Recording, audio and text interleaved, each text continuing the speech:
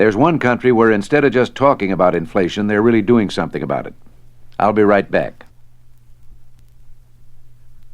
At a time when many members of Congress don't seem to understand that we wouldn't have a recession today if it hadn't been for unchecked inflation, one member, Representative Bill Stuckey of Georgia Democrat, has been taking a close look at what one of our allies, West Germany, has been doing to fight the problem. In a recent article, Congressman Stuckey said, quote, "Of all the nations in the Western world, only Germany is having any form of success in battling inflation.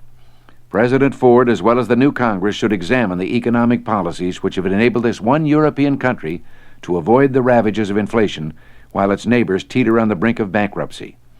He goes on to say, "What the German government has done to fight inflation is to slash federal spending.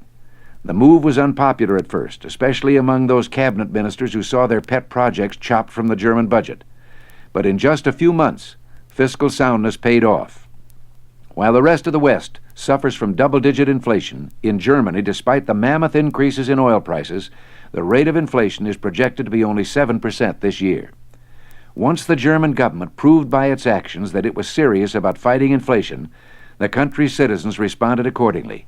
They sharply increased savings and cut consumer borrowing by an amazing 92%.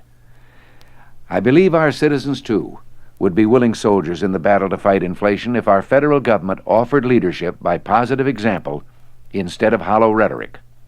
Unquote from Congressman Stuckey. Well, I can only add my own amen. With Western allies such as Italy and Britain in perilous economic condition, and with some of our congressional leaders righteously demanding an increase in the money supply from the Federal Reserve Bank, common sense comments of this kind are refreshing. It's not hard to believe that the American people, if faced with such a positive example from their government, would respond with similar eagerness to solve the problem.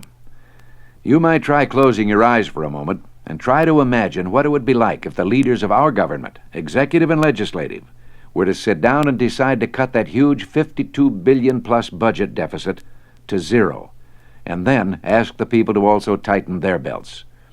Recent public opinion polls have showed that public confidence in the institutions of government could hardly be lower. A strong dose of statesmanship would go a long way to reversing those polls. Balancing the budget's a little like protecting your virtue. You have to learn to say no. So far, Washington hasn't gotten the message. This is Ronald Reagan. Thanks for listening.